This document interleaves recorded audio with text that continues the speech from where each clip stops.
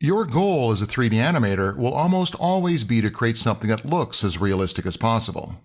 Today's audiences have come to expect an almost realistic quality in order to believe in what they see.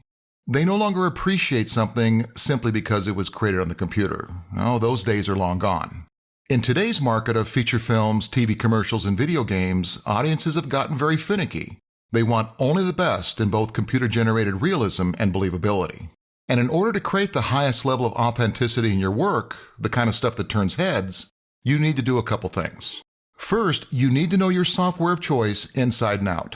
You never want it to be the software or your ability to use the software to be what holds you back. The second thing you got to do is to always do your best to find whatever you can as far as reference material. Something you can copy, something you can replicate. When modeling, adding materials, lighting a scene, making things move, it doesn't matter.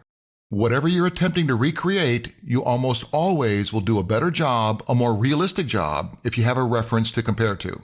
And don't in any way ever think that using a reference as a point of comparison is cheating. What it's doing is working smart. I mean, think about it. Don't artists paint from what they see? Don't musicians many times play from what they hear? You as an animator are no different. You study what you can get your hands on, you then recreate what you've learned from that. So if you're attempting to model something, find a real-world object that looks just like what you're trying to make, or at least a picture of that object. If you're applying a skin to a surface in a scene that might look, let's say, like old rusty metal, get your camera and take a picture of something that you can find that has a similar type surface. Just look around. Trust me, it's not hard to find things that are worn out or beaten up. If you're trying to light a scene a certain way, study how the light in your world looks at certain times during the day. Or maybe pull out an architectural magazine, which are always filled with great examples. If you can light a computer scene as well as your world looks, or as well as a photograph looks, let me tell you, you're doing real good. And in that, your audience will appreciate your efforts. And when getting down to animate, again, the world's your best reference. A television and hard drive, a DVR in other words, can be indispensable in giving you the opportunity to grab whatever footage might come in handy.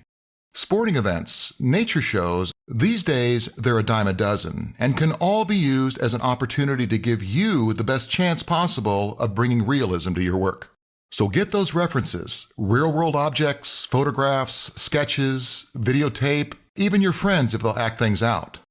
It doesn't matter what you can get your hands on, it's all good, and indispensable when wanting to create the most believable CG work possible. If you have a character, for an example, running across your scene, grab a video camera and shoot someone running across a playground or sports field. I mean, that'd be a perfect reference to work off of. If you have a character smiling or pouting, for an example, how about using you as a reference? Grab a mirror and put a little of you into that character. I mean, you're certainly capable of making those facial expressions, right? And even if the reference you use isn't perfect, it's still going to be a much better guide than using nothing at all. So grab what you can get your hands on and get what you can out of it. You'll always do a better job using a reference to complete your work. Work smarter, not harder.